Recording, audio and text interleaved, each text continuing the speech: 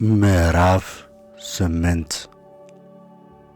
እስራኤል ንጉሥ እንዲያነግሥላቸው ሳሙኤልን እንደጠየቁ።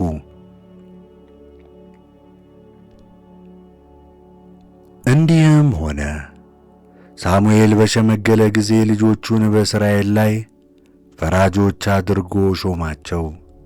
የልጆቹም ስሞች እነዚህ ነበሩ። የበኩር ልጁ ስም ኢዮኤል፣ የሁለተኛውም ስም አብያ ነበር። እነርሱም በቤርሳቤ ፈራጆች ነበሩ። ልጆቹም በመንገዱ አልሄዱም፣ ነገር ግን ረብ ለማግኘት ፈቀቅ አሉ፣ መማለጃ በሉ፣ ፍርድ አደሉ።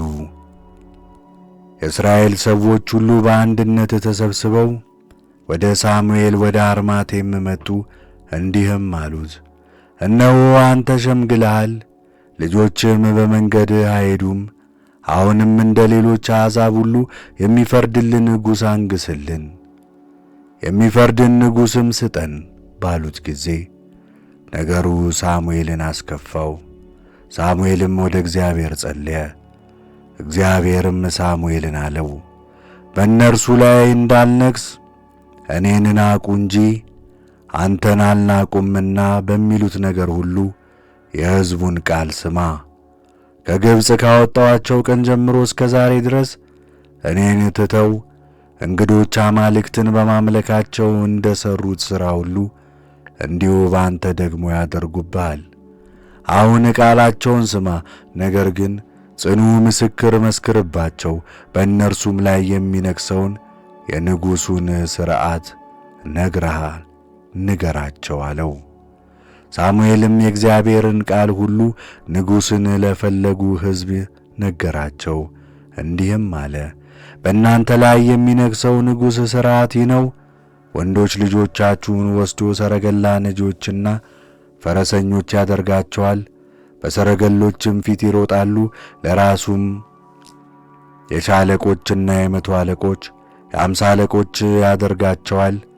እርሻውንም የሚያርሱ እህሉንም የሚያጭዱ ፍሬውንም የሚለቅሙ የጦር መሣሪያውንም የሰረገሎቹንም ዕቃ የሚሠሩ ያደርጋቸዋል። ሴቶች ልጆቻችሁንም ወስዶ ሽቱ ቀማሚዎች፣ ወጥ ቤቶች አበዛዎችም ያደርጋቸዋል። እርሻችሁንም ወይናችሁንም መልካም መልካሙንም የዘይት ቦታችሁንም ወስዶ ለሎሌዎቻችሁ ይሰጣቸዋል። ከዘራችሁና ከወይናችሁ አስራት ወስዶ ለጃንደረቦቹ ለሎሌዎቹ ይሰጣቸዋል።